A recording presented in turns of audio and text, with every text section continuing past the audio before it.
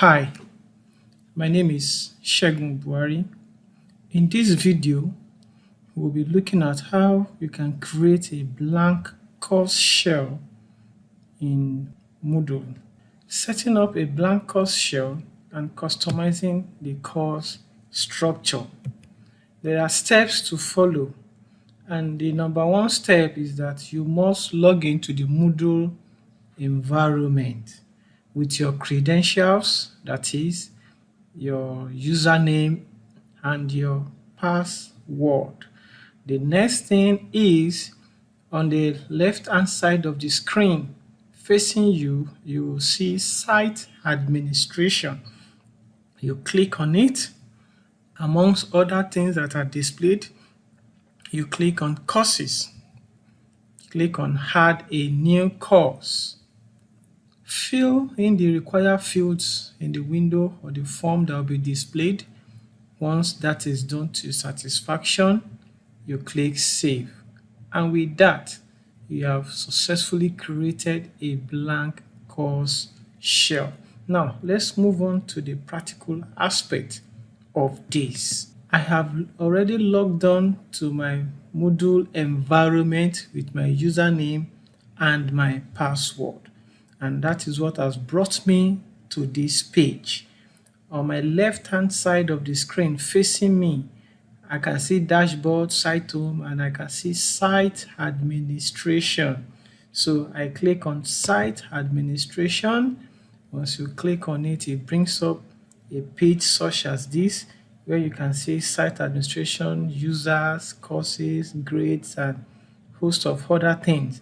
We are much particular about courses, and so I'll click on courses. Remember, what we want to do is we want to create a new course, and I can see add a new course. But before we do that, for a course to be newly created, it is important that such a course is embedded under a category. We want to assume we have not created a category, and we'll just do that in 2 clicks away.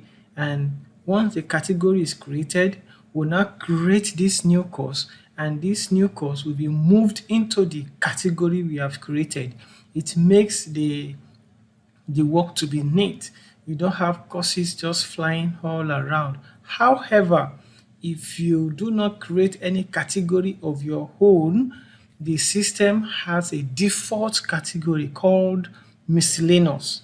It will automatically move the courses into the miscellaneous page if you did not set up any category of your own. But we want to set up a category such that any course we created, we want it's like having a folder and a subfolder inside of it. So how do I create a category? Still under the courses, I can see add a category.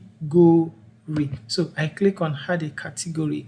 It comes up and I can see the category name. What do I want to name the category? For instance, I can say I want to name it ACES, as short as that. The description of this category comes in here.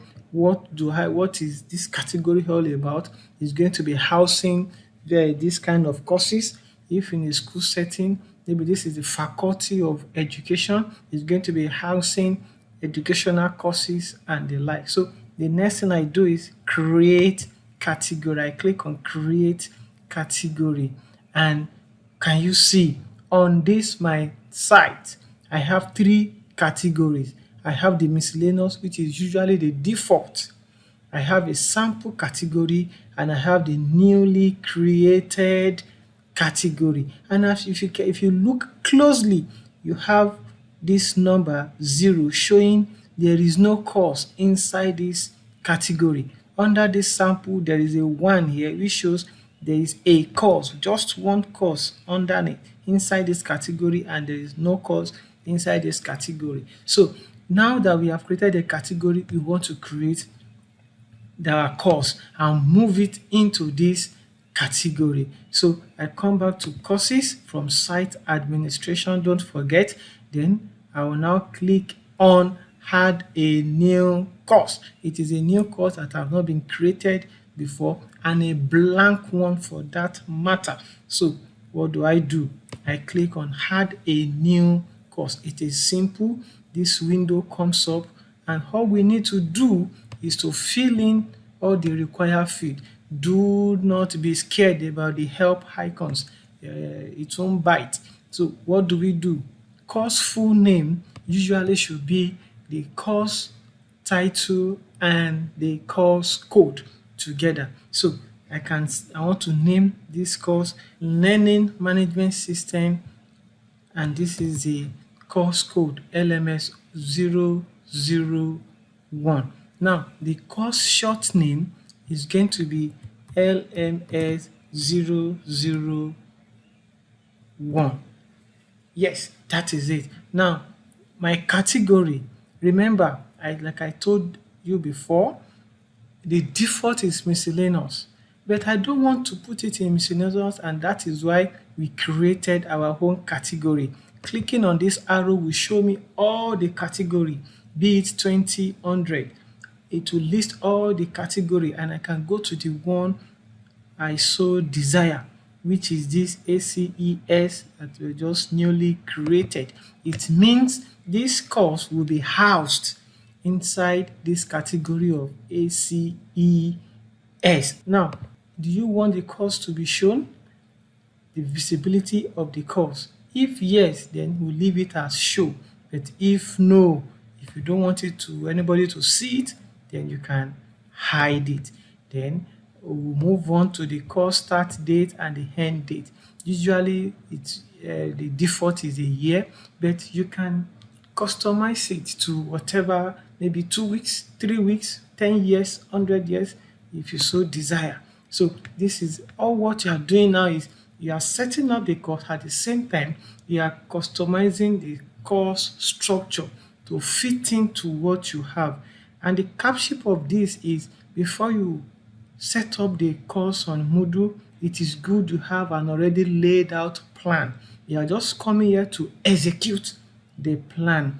It is good you know this is the course structure, how I want it to be, and you just come here and execute. Now, the course description goes in here, intended learning outcome of the course, and a course summary, a brief summary of the course goes in here. You can just type it in here, and the course image also come here. You can drag and drop, or you use a file picker and you upload the file. Choose a file from the direction, you click on upload this file, and it comes in here. Mind you, do not forget that the extension acceptable are the GIF, the JPEG, and the PNG. So once your image does not have this extension, it will not fly. How do you know? Once you have your image, look at the end, you see .abc. That .abc is the extension of that image. So if the dot is not .gif or .jpeg or .png, it will not be acceptable. So you might need to do a conversion for that, and I'm sure you get that. Now we'll come to the course format. How do you want the course to be? What kind of structure do you want it to look? How do you want it to be presented? There are different kinds of format here. We have the single activity format, we have the social format, the topics format, usually the default, and you also have the weekly format. Each of them is good depending on what you have. Remember, you have a laid down plan, just coming to the application here to execute. If you select a single activity, it means you just want a single activity to be performed on the course. Now you want to select the type of activity. Is it a forum? Is it a discussion? Is it book, chat, name it. So it is that will let us know, that will determine what kind of activity that you want to perform on the course. So that is the single activity format. Now, if you select the social format tells you more about discussion. It asks you how number of discussions you know is social. You are just discussing, primarily discussing on the course page, and that is what social format is all about. Now the topics format segregate your course into topics, and you can select the number of topics that you want. That's the number of sessions that will be. Now let's alter this for this moment. Let's just say I want 7. It can be anything depending on what you have in mind. The hidden section, when you hide a section, should it be collapsed or should it be totally invisible? You have to decide for yourself. The course layout, technically it is good for all the sections to be on a page. I cannot be looking for something I will click 3, 4, 5 times to get what I want. You and I know how tiring that could be. But when everything is presented to me on a page, wow, I can see whatever I want and I can navigate to anywhere I want just with a click. So that is why the course layout should be one page. If you want it to be, the section should be per pages, all well and good. It is your course and that is how you want it to be. The language is usually English. It can also be in French depending on what you want. So you select, but you do not force anyone to use a particular. If you want it to be in French, you select French. If you want it to be in English, you select English. Number and announcement 5. The grade book, yes, should be shown. Activity report, that should be left for you to make use of. Now, and with all these other things are optional. With all this, you click on save. Either you click on save and return or save and display. Whichever one you click, it is okay. Now let's click on save and return and see what we will see, what will come up if our course is created or not. Now this is what we have when we click on save and return. It's returning back to where I was coming from. If I click on my category, I want to access my course, and you can see I have my course already created. I have my course already created here. I can click on it or I click on access. It takes me bing. Now I am on the course page.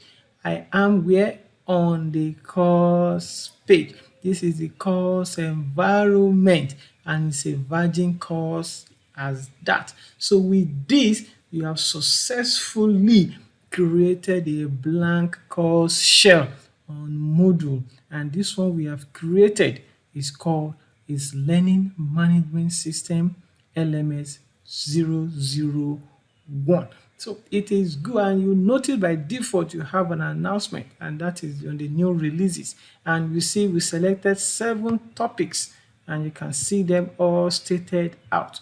If it had been otherwise, that is how it will be displayed.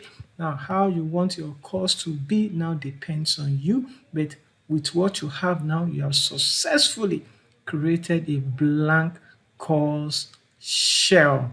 And in this video, what we have learned is that to create a course shell, you log in. Of course, after logging in, you go to the site administration. From there, you click on courses, and from courses, you click on add a new course, and from add a new course, you fill in the required field and you click on save, and with that you are good to go and the course will fly.